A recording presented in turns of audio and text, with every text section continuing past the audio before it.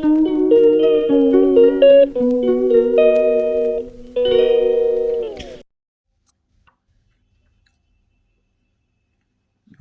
दोस्तों।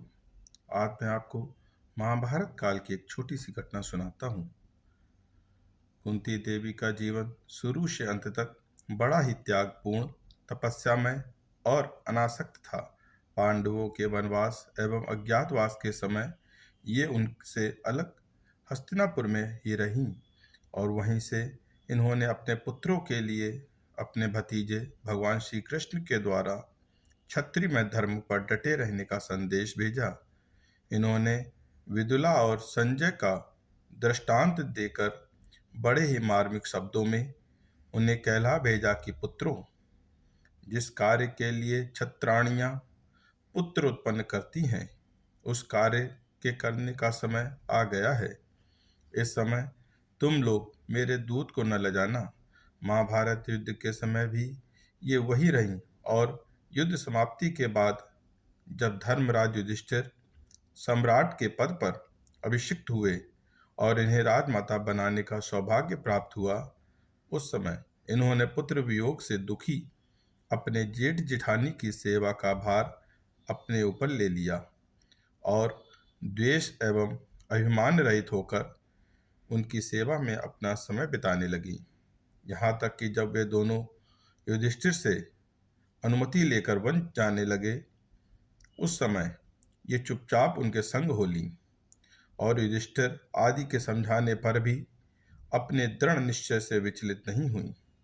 जीवन भर दुख और क्लेश भोगने के बाद जब सुख के दिन आए, उस समय भी सांसारिक सुख भोग को ठुकराकर स्वेच्छा से त्याग, तपस्या एवं सेवा में जीवन स्वीकार करना कुंती देवी जैसी पवित्र आत्मा का ही काम था।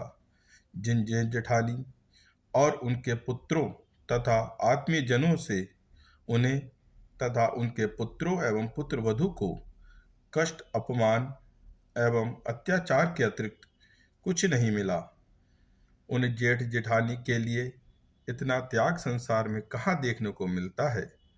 कुंती देवी को वन जाते समय भीमसेन ने समझाया कि माता, यदि तुम्हें अंत में यही करना था तो फिर नाहक हम लोगों के द्वारा इतना नरसंहार क्यों करवाया। हमारे वनवासी पिता की मृत्यु के बाद हमें वन से नगर में क्यों लाई। उस समय कुंती देवी ने उन्हें जो उत्तर दिया वह हृदय में अंकित करने योग्य है। वे बोली, बेटा, तुम लोग कायर बनकर हाथ पर हाथ रखकर न बैठे रहो। क्षत्रियोचित पुरुषार्थ को त्याग कर अपमानपूर्ण जीवन न व्यतीत करो। शक्ति रहते अपने न्यायोचित अधिकार से सदा के लिए हाथ न धो बैठो। इसीलिए मैंने तुम लोगों को युद्ध के लिए उकसाया था। अपने सुख की इच्छा से ऐसा नहीं किया था। मुझे राज्य सुख भोगने की इच्छा नहीं है। मैं तो अब तप के द्वारा पति लोक में जाना चाहती हूँ। इसीलिए अपने वनवासी जेठ जेठानी की सेवा में रहकर मैं अपना शेष जीवन तप में ही बिताऊंगी। तुम लोग सुखपूर्वक घर लौट जाओ और धर्मपूर्वक प्रजा का पालन करते रहो। अपने परिजनों को सुख दो।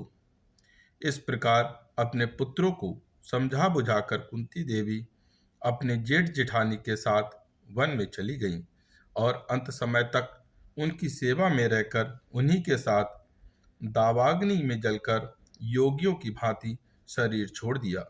कुंती देवी जैसी आदर्श महिलाएं संसार के इतिहास में बहुत कम मिलेंगी।